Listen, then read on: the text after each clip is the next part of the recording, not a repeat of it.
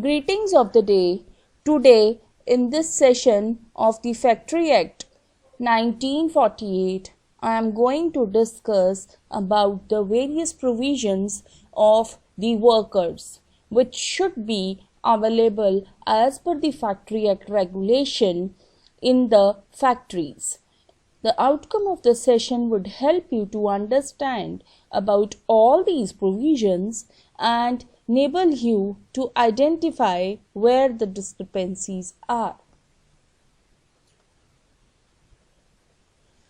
Health provision section 11 to section 20. In this section, here the health provisions are discussed very clearly.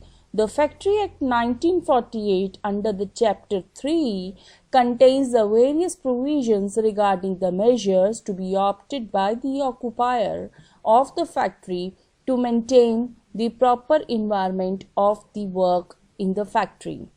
The Cleanliness Act, which clearly indicates in the Factory Act that every factory should be kept clean, free from the fume, from drain, from any nuisance.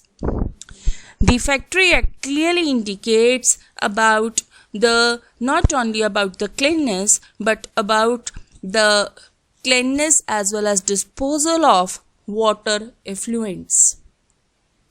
The disposal of the water effluents, the treatment of the waste and the effluents. Along with this, the rule by the state government prescribing the arrangements of the disposal of the waste should be there.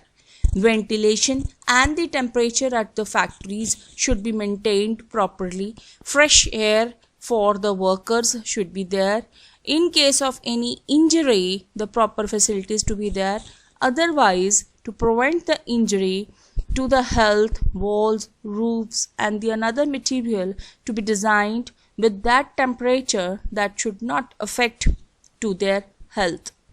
Dust and fumes. The proper provision of the dust and fumes should be used and exhaust for the internal combustion engine to be used.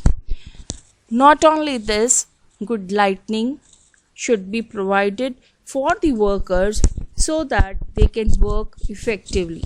Either natural or the artificial, both should be sufficiently available to the workers.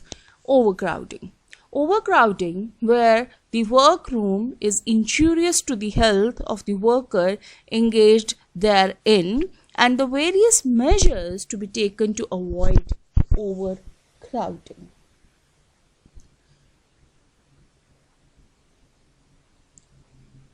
Not only this, it indicates as well as it involves the drinking water. The good drinking water, hygiene drinking water should be available for the worker 24/7, and that points to legibly marked and away from the urinal places. More so, cooling of drinking water where more than 250 workers are employed, it should be there. Latrine and the urinal facilities should be provided. Separate enclosed accommodation provided for male as well as for the female workers. Sufficient latrine and the urinal accommodation of the prescribed types shall be provided conveniently situated for the workers at the times while they are in the factory. These points should be focused where more than 250 workers are ordinarily employed. More so, the spitons and the number of the spitons as per the section 20, the sufficient number of the spitons in the convenient places where shall be maintained in a clean and hygiene condition to be there as per the section 20. In the absence of that, it is punishable with the fine of ₹5. So these to be maintained in a clean and hygiene condition, and again with that where the 250 workers are there. Safety provisions. The safety provisions of the Factory Act as per the Chapter 4 indicates fencing of the machinery to be there, proper fencing of the machinery. In case of the flywheel connected, every wheel, every water wheel to be connected and to be properly fenced. Right? When work on the near machine in the motion, proper work in the motion to be there, so that they can work effectively and conveniently with proper safety. Self-acting machines, in case of that, the self-acting machines to be provided, and those self-acting machines were in the factory, though to be run in outward or inward transverse. Then is your floors, stairs and the mean of the access. The floors, stairs, mean of access, lifts machinery, all these to be examined properly before handling. Precaution against the dangerous fumes and the gases, as well as in case of your fire also, those precautionary measures to be operated, to be situated, as well as to be considered in the factories properly in the form of the fire fighting equipments to be placed and to be properly, though gas to be properly filled. Provisions regarding the hazardous processes. On the another side, the government as well as this section has many provisions regarding the hazardous process as per the section 41A to 41H, where the first provision is the constitution of the Site Appraisal Committee. The constitution of the Site Appraisal Committee, which grants the permission of the initial location of the factory, includes or involves hazardous process or the expansion of any factory. Government appoint the Site Appraisal Committee for this purpose. Need is to have the compulsory disclosure of the information by the occupier about the whole information, what substance or the material to be used in the manufacture, transportation, storage. Chief Inspector will judge all these, and under his jurisdiction only it will be certified.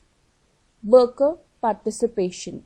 Worker participation in the safety management, as per the rule, is there. The equal number of the representatives in the management team should be there for the proper, as well as to ensure the proper safety, health measures at a workplace.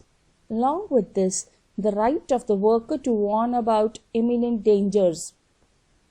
Wherever the imminent dangers are, though to be focused properly, there is a proper right to inform them, though who are working in a hazardous process, and in case they met with from any health problem or from any accident, the occupier is fully responsible for all these.